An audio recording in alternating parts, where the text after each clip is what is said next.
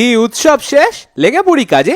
কঠিন সত্য মোড়া নিয়নের ভাঁজে, বাইরেটা ঠিকঠাক ভেতরে কি বাজে, লেগে পড়ি কাজে। হ্যাঁ, অনশন চলছে অবিরাম, পুজোতেও মস্তানি কমেনি।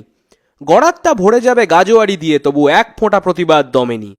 মা দুর্গা দেখে গেল মর্তের হাল, শিয়ানা ভাবে তো ওরা, আসলেতে মিডিয়াটা বিকে গেছে, ওতে কিছু পাবে না। 10 দফা দাবি কি না শুনে যাবে না, না খেয়ে বসে ওরা আমাদেরই জন্যে। মিটে গেলে দাবি ঘুরবে না হয়ে হন্যে। প্রথম দাবিটা খুব সহজ, উকিলের জাঁতা কলে না পেঁচিয়ে সত্য, অভয়া বিচার পাক, এইটাই গরজ। দ্বিতীয়টা আসলেই ন্যায্য, অক্ষম দুর্নীতি পরায়ণ সচিবের ইস্তফা যেন হয় গ্রাহ্য।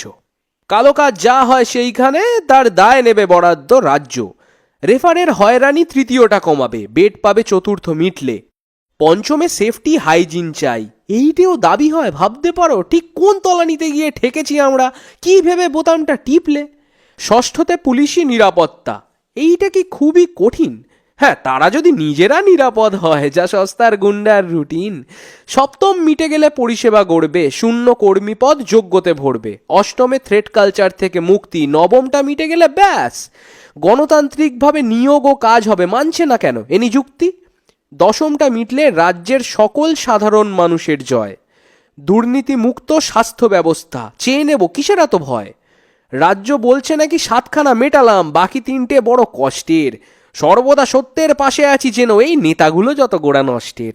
রাজনীতি লেখা ওই ক্ষমতার কোলে বসে যতদিন আছো তুমি দুলে নাও। জনগণ যদি তুমি চোখ বুজে থাকো, তবে ভগবান এনাদের তুলে নাও।